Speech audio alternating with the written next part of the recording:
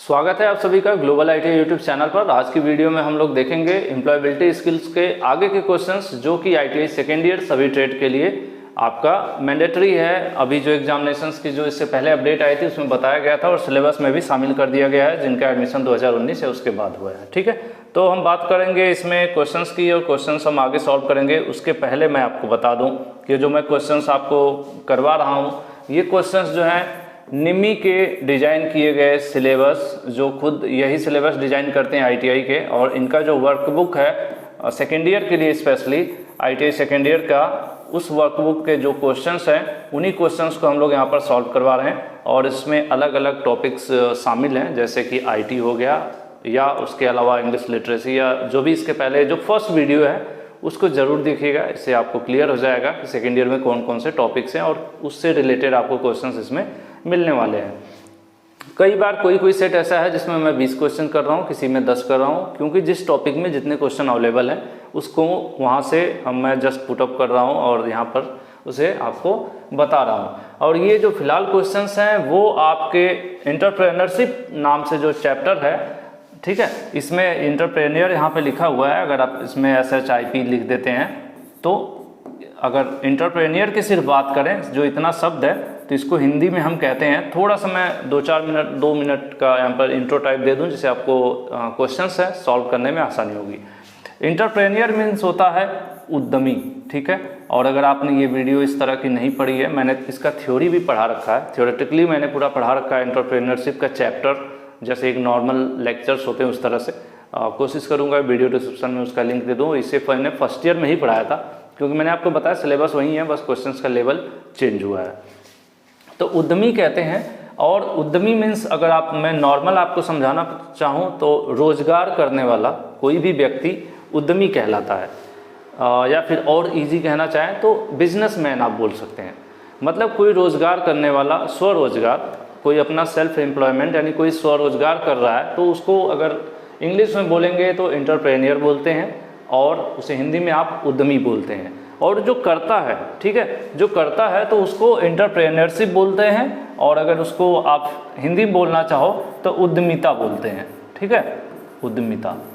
अब जैसे उद्यमिता ये अलग अलग हो जाएगी ना, जैसे कोई वेल्डिंग करता होगा, ठीक है, कोई ड्राइविंग करता होगा, ड्राइविंग का तो हाँ सेल्फ हो सकता है, सेल्फ अगर किसी का ट्रांसपोर्ट का अपना काम है, किसी का वेल्डिंग शॉप है, या फिर कोई साबुन बनाने की किसी की अपनी फैक्ट्री है, 4-5 लोगों को लेकर एक वर्कशॉप में काम कर रहे हैं, कोई आपका फिटर के हैं तो लेथ वगैरह का कोई प्रोडक्ट वगैरह है उस पर बना रहे हैं, मेटल वगैरह के कोई पीस डिजाइन कर रहे हैं। तो इस तरह से मतलब स्वरोजगार से मतलब है उद्यमी और उद्यमिता, ठीक है। तो उसी से रिलेटेड यहाँ पर क्वेश्चंस आपको मिलेंगे कि अगर आप एक सफल बिजनेसमैन बनना चाहते हैं या हैं तो आपको क्या ज़रूरी है, क्या समझना है, क्या नहीं समझना है, उसी से रिलेटेड कॉमन क्वेश्चंस हैं इसमें जिसके आंसर आपको पहले से ही पता चल जाएंगे क्वेश्चन पढ़ते ही, जहाँ तक मुझे अंदाज़ा है। और अगर आप ये चैप्टर एंटरप्रेन्योरशिप का चैप्टर देखना चाहते हैं तो वीडियो डिस्क्रिप्शन में मैं लिंक दे दूँगा, वहाँ से देख लीजिएगा। प्लस जो भी क्वेश्चंस मैं आपको सॉल्व करवा रहा हूँ इनको हिंदी, ठीक है, हिंदी प्लस इंग्लिश दोनों लैंग्वेज में PDF इसका इस वेबसाइट पर अपलोड करते जा रहा हूँ। जितना प्रिपेयर हो रहा है PDF, ठीक है, जितना PDF प्रिपेयर हो रहा है उतना मैं अपलोड करते जा रहा हूँ, उसकी वीडियो साथ के साथ प्रिपेयर कर रहा हूँ। तो चलिए ये आप यहाँ से डाउनलोड कर सकते हैं। इसके अलावा थ्योरी वगैरह के भी हैं, वर्कशॉप कैलकुलेशन के और अदर सब्जेक्ट्स के भी यहाँ पर आपको मिल जाएंगे। globaliti.org इस वेबसाइट से आप सब डाउनलोड करके पढ़ सकते हैं, अच्छी तैयारी कर सकते हैं। और आपको मैं बता दूँ कि निम्मी के ही सारा कुछ निम्मी पैटर्न पे चलता रहा है पहले, और अब तो बहुत ज़्यादा ही निम्मी का महत्व हो गया है। जो भी एग्जामिनेशंस वगैरह हैं निम्मी से रिलेटेड ही, यानी निम्मी के द्वारा बनाए गए क्वेश्चन से ही परीक्षाओं में पूछे जा रहे हैं, इसलिए पूरी उम्मीद के साथ हम लोग निम्मी के ही वर्कबुक के क्वेश्चंस को सॉल्व करवा रहे हैं। अब चलिए हम पहले क्वेश्चन शुरू करते हैं। An important aspect of being a successful entrepreneur. कह रहे हैं कि अगर मैं इसको सिंपल एंटरप्रेन्योर को बिजनेसमैन बोलूं तो आपको समझ में ज़्यादा आसानी से आएगा। तो ये कह रहे हैं कि अगर आपको सफल बिजनेसमैन बनना है, सक्सेसफुल बिजनेसमैन बनना है, तो क्या ज़रूरी है या महत्वपूर्ण पहलू क्या है। अगर हिंदी में देख लीजिए, एक सफल उद्यमी यानी एक सफल बिजनेसमैन होने का महत्वपूर्ण पहलू क्या है, ठीक है। तो सबसे पहली बात देखिए, अब पैसा कमाना तो आम बात है, अगर आप बिजनेस करोगे तो आप पैसे कमाओगे, तो ये कोई बड़ी चीज़ नहीं है, ये कोई वैसा नहीं है। ठीक है। और या फिर आपको मार्केट एक्सपेंड नहीं करना है, मार्केट को नहीं बढ़ाना है, ठीक है। और या समाज सेवा वाली बात तो ये सेकेंडरी है, ये तो आपकी इच्छा पर निर्भर करता है, ठीक है। तो मेन होता है कि अगर आप बिजनेस करने जा रहे हैं तो आपका माइंड सेट हो। कई बार कहते हैं लोग कि अगर ये काम कर रहे हो, इसका आंसर ए सही है, लेकिन क्यों सही है मैं बता दूं। कई बार लोग कहते हैं कि आप ये काम करने जा रहे हो ना, तो आपका माइंड सेट क्या कहता है, मतलब आप मेंटली प्रिपेयर हैं। जैसे अगर आपसे कोई कह दे कि भाई आप जो है मतलब आपका मन है गवर्नमेंट जॉब करने का, और आपके पापा कह दें कि चलो तुम दुकान पर बैठो, घर की दुकान है, यहाँ पर 2-4 पैसे कमाओ और तुम ये काम करो, तो क्या होगा, अगर आपका माइंड सेट नहीं होगा दुकान पर बैठने के लिए, तो आप उस बिजनेस में नुकसान होगा वहाँ पर। तो सबसे ज़रूरी पहलू जो होता है वो यही होता है माइंड सेट, ठीक है, कि आपके अंदर दुकानदारी करने का, बिजनेस करने का मानसिकता आपके अंदर होनी चाहिए, आपके अंदर इच्छा होनी चाहिए कि नहीं यार मुझे रोजगार करना है, मुझे बिजनेस करना है, ठीक है। तभी आप मतलब ये सबसे ज़रूरी पहलू यही होता है। तो वही चीज़ है, इसलिए इसका आंसर जो है तभी आप सक्सेस भी होंगे। अगर आपको ज़बरदस्ती दुकान पर बैठाया जाएगा तो आप दुकान अच्छी नहीं चला पाओगे।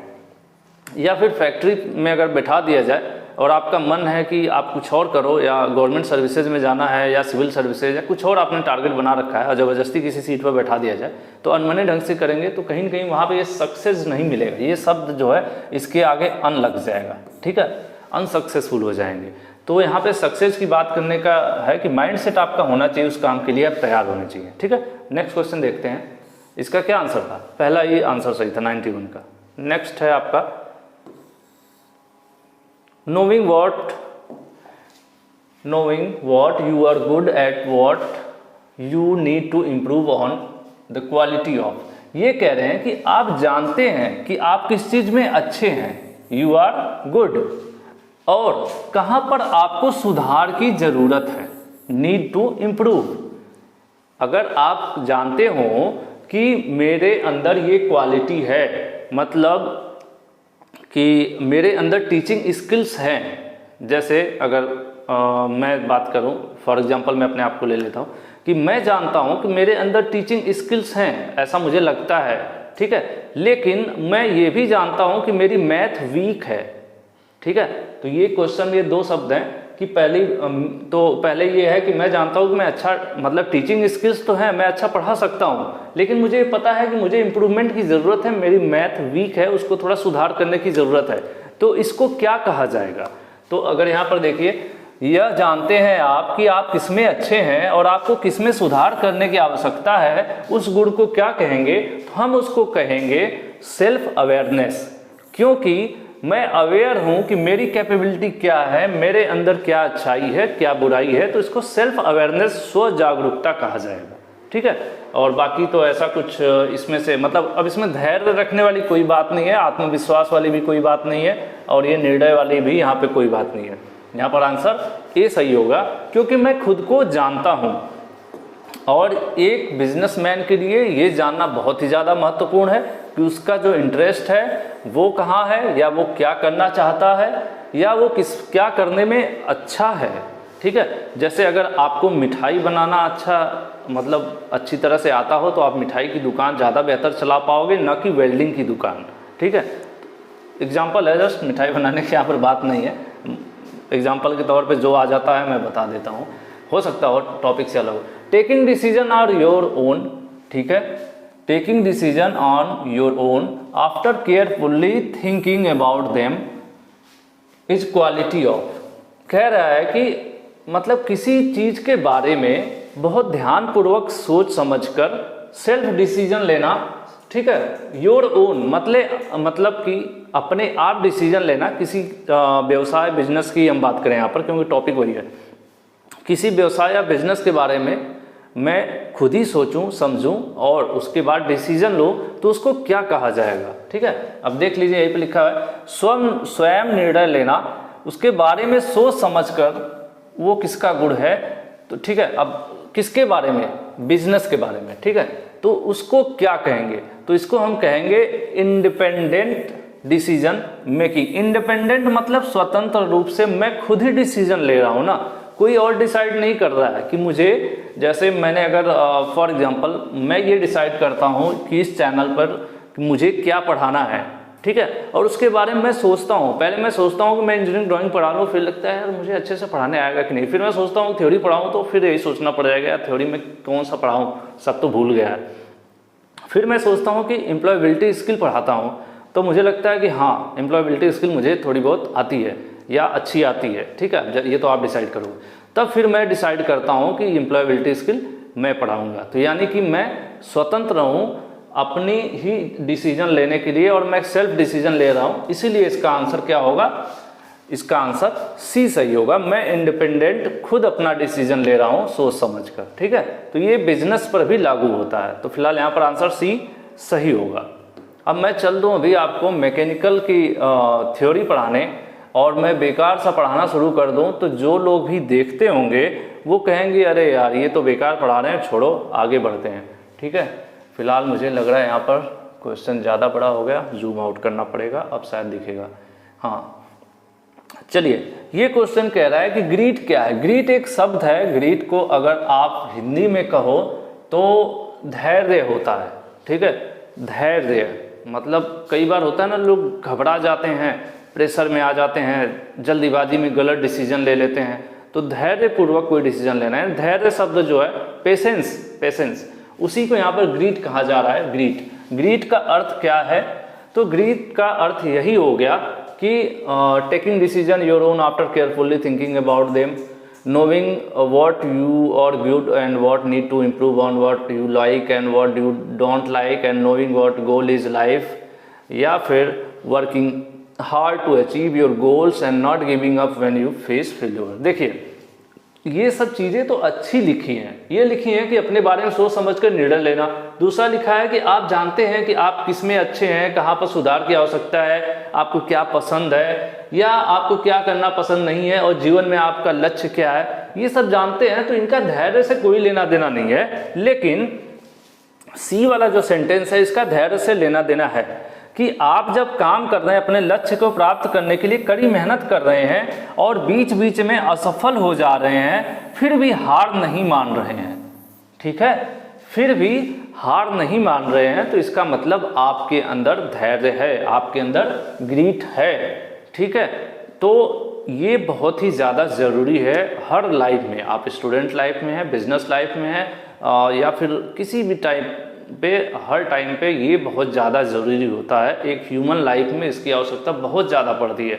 अक्सर ऐसे मोमेंट्स आते हैं जब हम बहुत ज़्यादा प्रेशर में हो जाते हैं और हमारा जो धैर्य है वो टूट जाता है। लोग कहते हैं कि धैर्य टूट गया, तो टूट जाता है आदमी, तो गलत डिसीजन ले पाता है या हार मान लेता है। तो फिलहाल यहाँ पर आंसर इसका सही है, working hard to achieve your goal. अपना गोल जो है, जो आप निर्धारित कर रहे हो, अगर आपको नौकरी करना है तो नौकरी के लिए आज से ही आप अच्छी पढ़ाई कर रहे हो, और तब तक हार नहीं मानो जब तक कि आप नौकरी नहीं पा जाते, या उसके बराबर का, मतलब बीच में अगर आप फेल्योर होते हो, मतलब एक दो बार टेस्ट में अगर आप फेल भी हो गए, एक दो बार आपका सिलेक्शन नहीं भी हुआ, तब भी आपको हार नहीं मानना है। यही कहलाता है ग्रीट या धैर्य, ठीक है।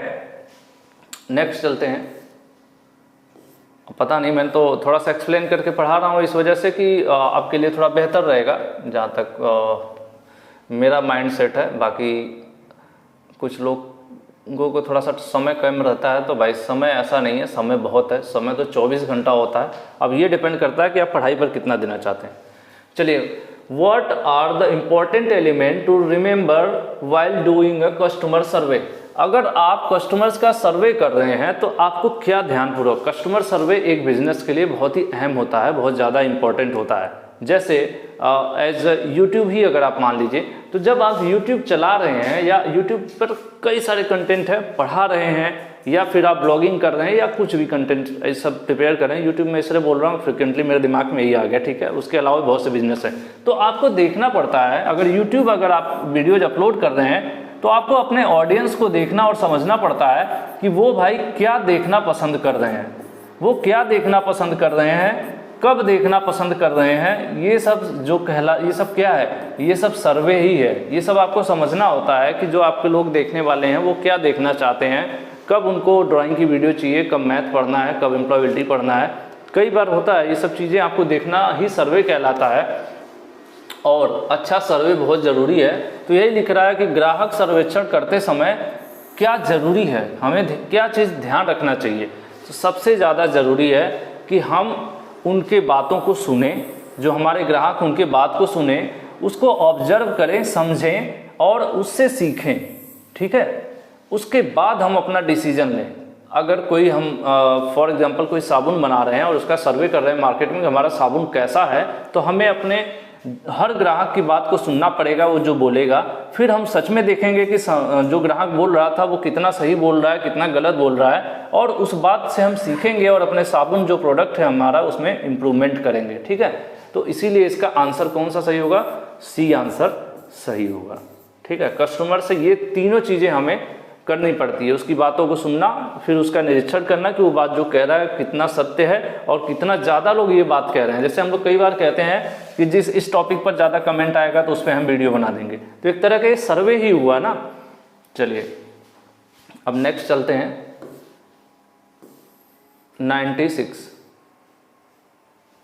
96 What factors must be one considered before finalizing a business idea? अब ये कह रहे हैं अगर आप कोई बिजनेस करने जा रहे हैं तो कौन कौन से ऐसे पहलू हैं, फैक्टर्स हैं जिनको आपको पहले बिजनेस फाइनल करने से पहले उनको ध्यान देना पड़ेगा। अगर अभी आपके दिमाग में आया कि यार चलो मैं जो है अंडे का फार्मिंग करता हूँ, बड़ी सी फैक्ट्री बनाता हूँ, वहाँ पर अंडे बनाऊंगा, या आपके दिमाग में आता है मैं बाइक की सर्विस सेंटर खोल लेता हूँ, या आपके कल अगले दिन आया आपके दिमाग में कि मैं मसाले की फैक्ट्री शुरू कर देता हूँ, या अगले दिन सुबह आप जगह तो सोचे कि यार मैं ट्यूबलाइट बनाने वाली फैक्ट्री कर लेता हूँ, कोई बैटरी का अगले दिन सुबह सोचे तो बैटरी बनाना शुरू कर देता हूँ। तो बिजनेस आइडिया तो दिन भर आते रहते हैं, हजार रोज नए आते हैं। लेकिन आपको क्या जरूरी है, कोई भी बिजनेस शुरू करने से पहले आपको क्या जरूरी है, वही यहाँ पर बात कर रहे हैं कि सोचते तो आप बहुत है, लेकिन अगर अंतिम रूप देने जा रहे हैं तो किन बातों का जरूर आपको ध्यान रखना चाहिए जो बिजनेस आप करने जा रहे हैं। पहली बात कि जो बिजनेस करने जा रहे हैं क्या वो आपको पसंद है, क्या आपका उसमें इंटरेस्ट है, ठीक है। सबसे जरूरी बात कि अगर आपको पसंद नहीं है कि आप दुकान पर बैठो, मैंने बोला तो दुकान टूट जाएगी, यानी वो दुकान जो है सफल नहीं होगी, वो घाटे में जाएगी। इसलिए मैंने बोला था सबसे पहले कि आपको पता हो कि भाई आपका उसमें इंटरेस्ट है कि नहीं। अब जैसे मुझे देखना है कि यार मेरा इंटरेस्ट किस में है, मेरा इंटरेस्ट टीचिंग में है या ड्राइविंग में है, तो मतलब ड्राइविंग करना है या क्या, मतलब जिसमें इंटरेस्ट है पहले सबसे पहले अपना स्वयं का इंटरेस्ट आपको देखना। दूसरा चीज़ कि आप जो बनाने जा रहे हो या जो बिजनेस शुरू करने जा रहे हो उसकी लोगों को ज़रूरत भी है या नहीं। पता चला आप एम्प्लॉयबिलिटी स्किल पढ़ा रहे हो और एम्प्लॉयबिलिटी स्किल किसी के सिलेबस में ही नहीं है, ना ITI में ना डिप्लोमा में, है बस एम्प्लॉयबिलिटी स्किल आपको आती है तो आपने शुरू कर दिया, नहीं तो कौन देखेगा, कोई नहीं देखेगा ना। तो इसी तरह से ऐसा भी नहीं है कि आप कोई ऐसा साबुन बनाने लगो कि जिसको लगाते ही लोगों को खुजली होने लगे, तो क्या ज़रूरत है ऐसी चीज़ की। तो आपको देखना पड़ेगा कि आप जो बिजनेस करने जा रहे हो उसकी बाजार में उसकी ज़रूरत है या नहीं। उसके बाद अगर ये भी देखना है कि जो आप कर रहे हो उससे किसी की समस्या का खात्मा हो रहा है। जैसे अगर मैं एम्प्लॉयबिलिटी की वीडियो बना रहा हूँ तो क्या किसी बच्चे को अगर उसको एम्प्लॉयबिलिटी पढ़ने में दिक्कत है तो क्या मेरे वीडियो से उसको हेल्प मिल रही है। इसी तरह से अगर आप कोई बैटरी अगर बना रहे हैं, बैटरी की टॉर्च बना रहे हैं, अगर ये बिजनेस आपने शुरू किया तो आपको देखना होगा कि टॉर्च बनाना उस बिजनेस में आपका इंटरेस्ट है कि नहीं। दूसरा देखना होगा कि उस टॉर्च की मार्केट में ज़रूरत है या नहीं है, या उसके बाद फिर देखना पड़ेगा कि वो टॉर्च किसी काम की है भी, किसी के काम आएगी क्या। हो सकता मतलब है ना, टॉर्च रहेगी तो रात में लोगों के काम आएगी, तो यही चीज़ है कि वो किसी के काम आएगी, किसी समस्या को खत्म करेगा। तो ये चीज़ें आपको देखने के बाद ही डिसाइड करना पड़ेगा कि हाँ ये बिजनेस मेरा काम का है, क्योंकि ये सारे काम कर रहा है, इसलिए आंसर क्या है, डी है। तो आपको ये तीनों चीज़ें देखनी पड़ेंगी कि आपको भी पसंद हो, बाजार में उसका डिमांड भी हो, और तीसरी चीज़ कि उससे कोई फायदा भी हो रहा हो, मतलब वो किसी चीज़ का सॉल्यूशन भी हो। ऐसा नहीं कि बस आपने बस बना दिया ऐसे ही, ठीक है। अब नेक्स्ट देखते हैं। अब business plan is made once, कह रहे हैं कि बिजनेस प्लान एक बार बनाया जाता है, ये तो ठीक बात है, एक बार बनाया गया, उसके बाद उसको कभी भी देखने की जरूरत ही नहीं पड़ती। क्या ऐसा कुछ होता है? नहीं। बिजनेस एक ऐसी चीज़ है जिसमें आपको हर वक्त देखना पड़ता है कि मार्केट में डिमांड के हिसाब से आपको चलते रहना होता है, आपको अपडेट रहना होता है, आपको नए आइडियाज़ लाने होते हैं। नहीं तो क्या होता है कि जो पुरानी कंपनीज हैं वो शट डाउन हो जाती हैं, बंद हो जाती हैं, क्योंकि वो अपने आप को अपडेट नहीं करती हैं, समय के साथ नहीं चलती हैं, ठीक है। और नए लोग आते हैं और उन्हीं प्रोडक्ट्स पे नए बिजनेस और नई कंपनीज आ जाती हैं, पुराने लोग जो हैं बंद हो जाते हैं। तो ऐसा नहीं है कि आपने बिजनेस एक बार चालू कर दिया तो वो उसको फिर देखने की ज़रूरत नहीं है। तो इसलिए सेंटेंस क्या है, ये सेंटेंस फॉल्स है, गलत है। फिलहाल ट्रू फॉल्स का आएगा कि नहीं पता नहीं, लेकिन आपके यहाँ पे दिया हुआ था कि व्यवसाय चलाने के लिए एक बार बनाई जाती है, मतलब व्यवसाय की योजना एक बार बना दिया जाए और चलाते समय कभी नहीं देखा जाता, तो ऐसा नहीं होता है। आपको बिजनेस शुरू करते समय उस पर आइडियाज़ तो जो है आपको बनाना ही पड़ता है प्लान, लेकिन उसके बाद आगे कैसे चलाना है उस पर भी निरंतर कार्य करना पड़ता है, ठीक है।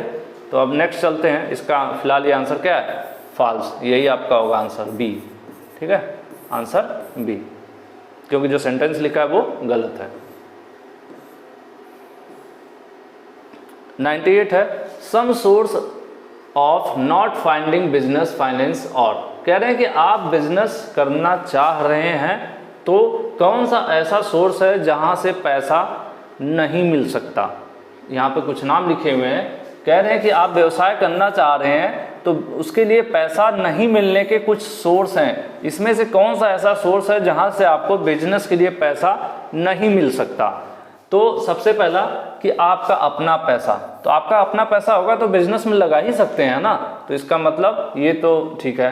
दूसरा बैंक लोन, बिजनेस के लिए बैंक लोन भी मिलता है। तीसरा गवर्नमेंट लोन, सरकारी लोन भी मिलता है। तो इसलिए इसका आंसर क्या होगा, डी सही होगा, इनमें से कोई नहीं, ठीक है। क्योंकि आपके ये क्वेश्चन थोड़ा सा उल्टा पूछ रखा था, कह रहा है कि ऐसे कौन से सोर्स हैं जो मतलब बिजनेस में नहीं इस्तेमाल कर सकते हम, ठीक है, या मतलब some sources of not finding business financer, ऐसा कह रहे हैं कि ऐसा कौन सा सोर्स है जिसका पैसा आप बिजनेस में नहीं लगा सकते या जिस पैसे से आप बिजनेस नहीं कर सकते। तो ऐसा कुछ नहीं, आप अपने पैसे से भी कर सकते हैं, बैंक से भी लोन ले सकते हैं, सरकारी लोन भी ले सकते हैं। इसलिए इसका आंसर क्या होगा, डी सही होगा। क्वेश्चन थोड़ा उल्टा पूछा हुआ था। अब नेक्स्ट देखते हैं, what is a business value. Value एक बड़ा शब्द होता है, बहुत ही इंपॉर्टेंट शब्द, कि लोग कहते हैं कि आपका मतलब एक मनुष्य का मूल्य क्या है। एक पैसा कमाना, जिंदगी जीना वो अलग चीज़ होता है, लेकिन सब लोग अपने सबकी लाइफ का एक अपना एक सिद्धांत होता है जिस पर वो लोग काम करते हैं, ठीक है। तो इसी तरह से एक अच्छे बिजनेस की जो है वैल्यू क्या है, एक अच्छा बिजनेस का मूल्य क्या है, मतलब अब इसका एग्जैक्टली बहुत ज़्यादा मैं नहीं बोल पा रहा हूँ, लेकिन एक अच्छा बिजनेस कौन सा कहा जाएगा। तो अच्छा बिजनेस वही होगा जो अपने कस्टमर्स का ध्यान रखे, उनकी डिमांड को ध्यान रखे। तो कहेंगे हम इसके ऑप्शंस देख लेते हैं। वैल्यू ऑफ मनी, ये बहुत बड़ी बात नहीं है। उसके बाद the value that business idea create for customers, how it make its customers life better. देखिए सबसे ज़्यादा ज़रूरी है कि हम अपने ग्राहकों के लिए ऐसे बिजनेस हम क्रिएट करें, आइडियाज या ऐसा कुछ जो हमारे कस्टमर्स के लिए हो और उनकी लाइफ को आसान बनाए, ठीक है, कस्टमर्स के लाइफ को बेटर और आसान बनाए।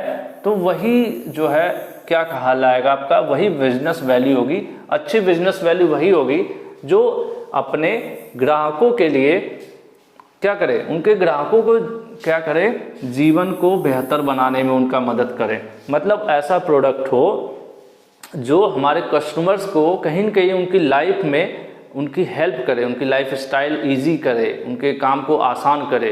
तो मेन वही होता है एक अच्छे बिजनेस का वैल्यू, ठीक है। यहाँ पर आपको क्या है, आंसर बी सही होगा। नेक्स्ट चलते हैं। नेक्स्ट है what is a prototype. Prototype actual में अगर आप गूगल में सर्च करोगे तो होता क्या है कि ये शब्द, इसका मीनिंग आपको मिल जाएगा। एक तरह से इसका सिर्फ मीनिंग पूछ लेना चाहिए था, प्रोटोटाइप क्या है, शायद वही पूछा भी है कि प्रोटोटाइप किसे कहते हैं या क्या होता है। तो कोई भी चीज़ अगर बनाई जाती है मार्केट में तो पहले उसका एक मॉडल तैयार किया जाता है, ठीक है। जैसे कि अगर कोई नई कंपनी पुरानी भी हो, नया कार या नया मॉडल लॉन्च करती है तो जो पहला मॉडल होता है वो टेस्ट किया जाता है, उसको घुमाया जाता है शहरों में, उसके ऊपर रैपिंग की जाती है, उसके हेडलाइट टेललाइट सब दिखते नहीं है, मतलब लेमिनेशन करते हैं कि पता ना चल पाएगी कौन सी कार है। तो उससे क्या करते हैं, उसको टेस्ट करते हैं कि उसका इंजन परफॉर्मेंस क्या है, माइलेज कैसा है, या उसके गियर वगैरह में कोई प्रॉब्लम तो नहीं हो रही है।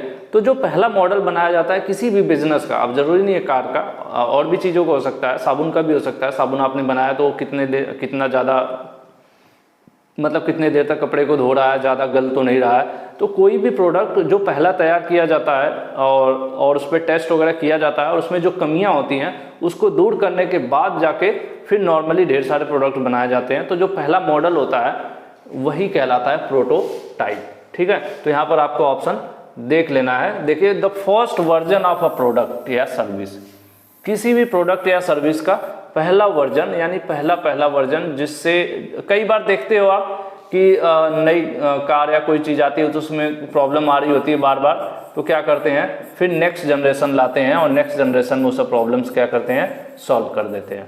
तो प्रोडक्ट कोई भी हो उसका जो फर्स्ट वर्जन है उसी को कहते हैं हम प्रोटोटाइप। और आज जो है इसमें यही इतने ही थे फिलहाल। इस जो मेरे पास जो लिस्ट अवेलेबल थी उसमें आपका इतना ही क्वेश्चन था। मैं दोबारा से वेबसाइट पर कहूँगा कि वेबसाइट पर ज़रूर जाइएगा globaliti.org पर, और PDF वहाँ से ज़रूर डाउनलोड कीजिए। और PDF डाउनलोड करने के बाद मैं आपको सजेस्ट करूँगा कि प्रिंट आउट निकालने अगर पॉसिबल हो तो ज़रूर निकालिए। प्रिंट आउट बहुत ही ज़्यादा ज़रूरी होता है। अगर ये पॉसिबल नहीं है तो एक और बेहतर तरीका है कि जो क्वेश्चंस आपको मिल रहे हैं उनको आप नोट करो कॉपी पर अपने, तो उससे डबल बेनिफिट हो जाएगा। एक तो आपको साथ के साथ रिमाइंड मतलब आपको याद भी होगा, डबल बेनिफिट होगा। एक तो नोट्स तैयार हो जाएगा, क्वेश्चन बैंक बन जाएगी आपकी खुद की अपने हाथों से लिखी हुई, दूसरा आपको याद भी होगा, तो बहुत ही ईजी हो जाएगा आपको प्रिपरेशन करने में। उसके अलावा अगर आपको फिटर इलेक्ट्रिशियन वगैरह क्लासेस लेनी है तो ग्लोबल ITI ऐप आप डाउनलोड कर सके। वहाँ पर पेड क्लासेज हैं, कुछ फीस लगती है, उससे आप ज्वाइन कर सकते हैं। अगर आपको इंटरेस्ट है या आप चाहते हैं ऐसा तो कर सकते हैं। बाकी अगर वीडियो पसंद आई हो तो लाइक ज़रूर कीजिएगा, शेयर करना ना भूलें। ज़्यादा से ज़्यादा शेयर करेंगे तो ज़्यादा से ज़्यादा कैंडिडेट्स तक ये चीज़ पहुँचेगी। और मुझे उम्मीद है कि आज की क्लास आप लोगों को इंटरेस्टिंग लगी होगी, क्योंकि ये रियल लाइफ से भी कहीं न कहीं रिलेटेड है और जो आपको इन फ्यूचर भी काम आएंगी। और बाकी वीडियो डिस्क्रिप्शन में जो है मैं इंपॉर्टेंट लिंक्स देने की कोशिश करूँ, जैसे PDF का या इसके पहले जो इस चैप्टर का फुल्ली एक्सप्लेन वीडियो है अगर कोई देखना चाहे। और दूसरी चीज़, प्लेलिस्ट में ज़रूर जाइए। प्लेलिस्ट जाएंगे ITI second year employability skill second year के नाम से प्लेलिस्ट है। वहाँ पर क्या होगा कि आपको ओल्ड वीडियोज़ मिल जाएंगी, जैसे कि पार्ट 1, पार्ट 2, 3, फिलहाल आप 6 देख रहे हैं ना, तो 4, 5, तो इनको भी आप देखेंगे, तभी आपका क्या होगा टोटल प्रिपरेशन हो पाएगा। ठीक है, आज के लिए इतना ही। Thank you.